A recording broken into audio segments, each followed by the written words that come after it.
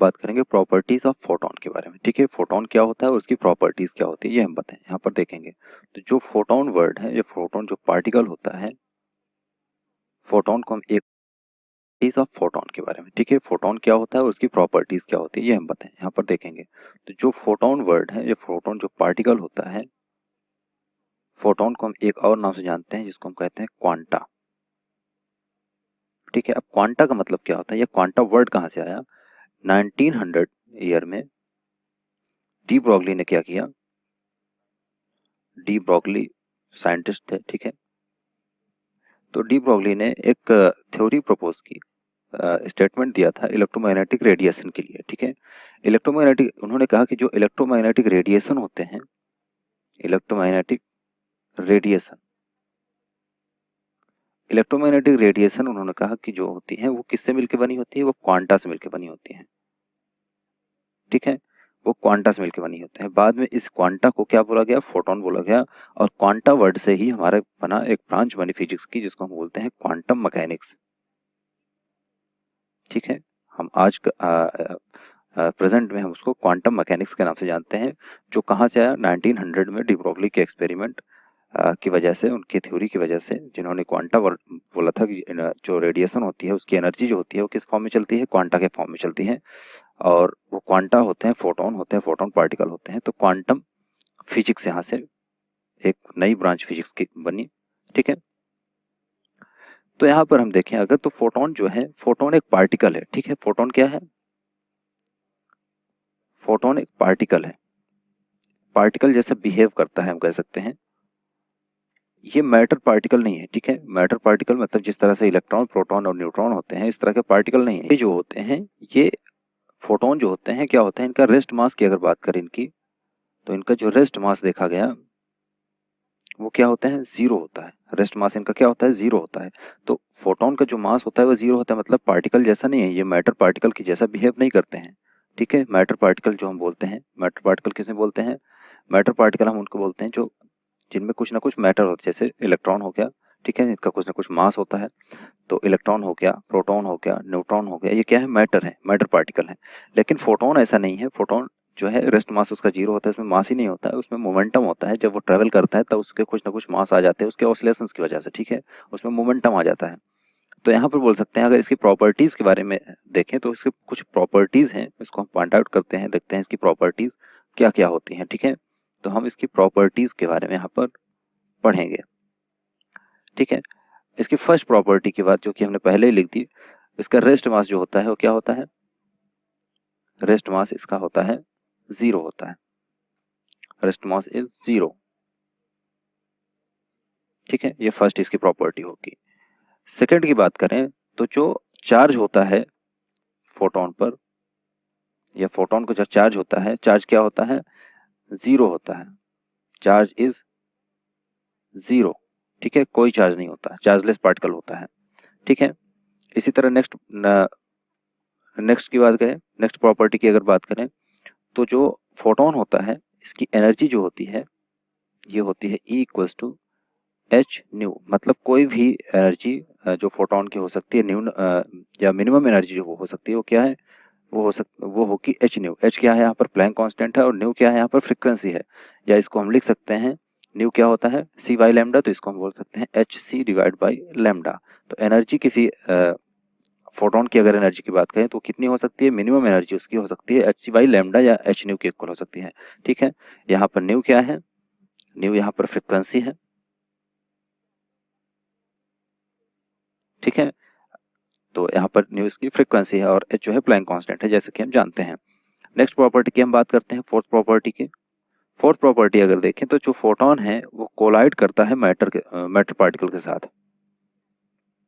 It can collide, ठीक है, with matter particle, matter particles.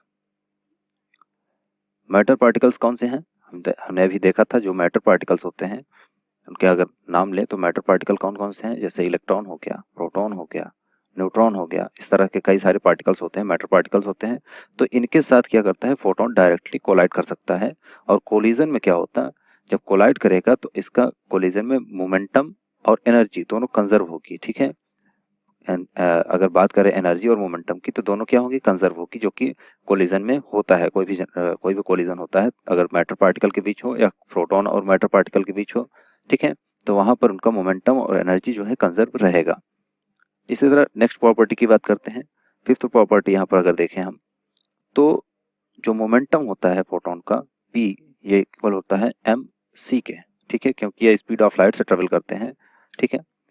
या इसकी हम पहले यही वाली प्रॉपर्टी देख लेते हैं। स्पीड ऑफ लाइट, इनकी जो वेलोसिटी होती है ये इक्वल होती है c के, जो कि इक्वल है क्या है, स्पीड ऑफ, ये होती है स्पीड ऑफ लाइट, ठीक है। और स्पीड ऑफ लाइट कितनी होती है, c इक्वल्स टू होता है, c से रिप्रेजेंट करते हैं, c इक्वल्स टू होता है 3 × 10⁸ मीटर पर सेकेंड, ठीक है। तो इस तरह हम देख सकते हैं जो फोटोन होता है या जो लाइट होती है वो क्या होती है, इलेक्ट्रोमैग्नेटिक रेडिएशन होती है। और electromagnetic radiation according to de Broglie वो किस में चलती है, उसकी एनर्जी जो होती है क्वांटा के फॉर्म में ट्रेवल करती है, ठीक है।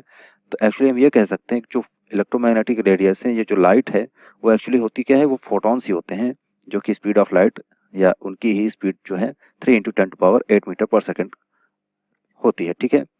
एंड नेक्स्ट प्रॉपर्टी हम यहाँ पर अगर देखें तो नेक्स्ट प्रॉपर्टी देखें तो इसकी एनर्जी इसका मोमेंटम जो है वो क्या है, एम सी के इक्वल होगा। पी इक्वल टू क्या होता है, एम वी, और इसकी वेलोसिटी क्या है, सी है, जो कि स्पीड ऑफ लाइट है।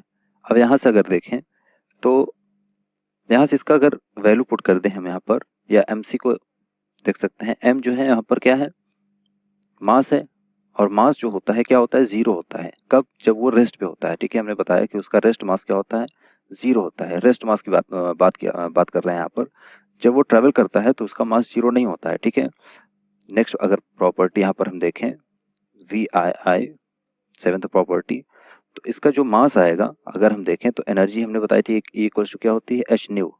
और अगर हम देखते हैं कोई भी मैटर पार्टिकल को अगर एनर्जी में कन्वर्ट करना है तो जो आइंस्टीन रिलेशन होता है उसके अकॉर्डिंग देखें तो इक्वल टू क्या होता है, एम सी स्क्वायर। अब ये दोनों एनर्जी को अगर देखें, मान ली फोटोन को अगर एनर्जी में कन्वर्ट करना है तो equal to M C square करना होगा, ठीक है।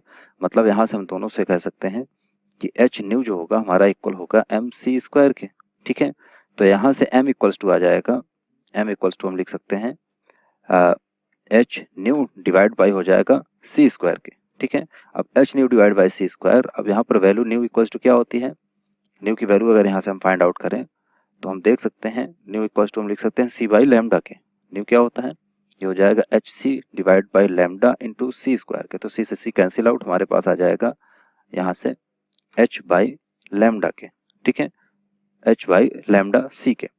तो हम देख सकते हैं जो मास होता है फोटोन का जब वो ट्रेवल कर रहा होता है, मोशन में जब होता है, तो उसका मास जो होता है वो क्या होता है, एच बाई सी लैम्डा। और इस मास को क्या बोलते हैं, इसको बोलते हैं इक्विवेलेंट मास,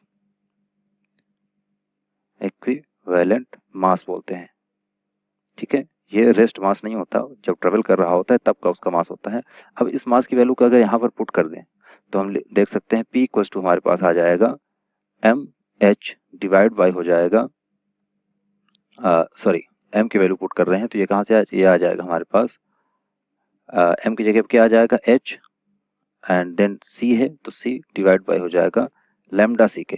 तो सी से सी कैंसिल आउट, हमारे पास क्या आ गया, एच बाई लैम्डा, जो कि ये क्या होता है, ये होता है डी ब्रॉगली इक्वेशन, ठीक है। डी ब्रॉगली के जो रिलेशन थी उसके अकॉर्डिंग जो मोमेंटम होता है फोटोन का वो एच बाई लैम्डा के इक्वल होता है, ठीक है। तो डी ब्रॉगली का ये स्टेटमेंट है, ठीक है, जो डी ब्रॉगली ने दिया था मैटर डुअलिटी के लिए, ठीक है। तो इस तरह से हम देख सकते हैं कि जो उसका मोमेंटम है एच बाई लैम्डा के इक्वल और उसकी जो रेस्ट मास है वह कितना होगा, एच बाई लैम्डा सी के इक्वल होता है, ठीक है।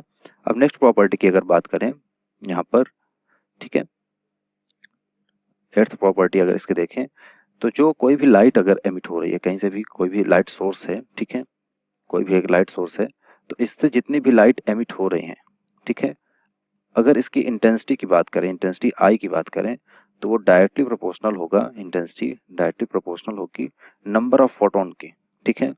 ये नंबर ऑफ फोटोन के इक्वल होगी, या यहाँ पर हम लिख सकते हैं इसको इंटेंसिटी डायरेक्टली प्रोपोर्शनल होगी नंबर ऑफ फोटॉन्स के जो एमिट हो रहे हैं, ठीक है। अगर नंबर ऑफ फोटोन को n से रिप्रेजेंट करें तो हम बोल सकते हैं कि इंटेंसिटी I जो है वो डायरेक्टली प्रोपोर्शनल होगी नंबर ऑफ फोटोन n के, ठीक है। मतलब जो फोटोन है एक्चुअली वही लाइट होती है, वही इलेक्ट्रोमैग्नेटिक रेडिएशन जो होती है वो फोटोन ही होते हैं जो कि ट्रेवल कर रहे होते हैं स्पीड ऑफ लाइट से, ठीक है। तो जो इंटेंसिटी है पूरी की पूरी डिपेंड करती है उसके नंबर पर, जितने ज़्यादा फोटोन होंगे उतनी ज़्यादा उसकी इंटेंसिटी होगी, ठीक है, इलेक्ट्रोमैग्नेटिक रेडिएशन की।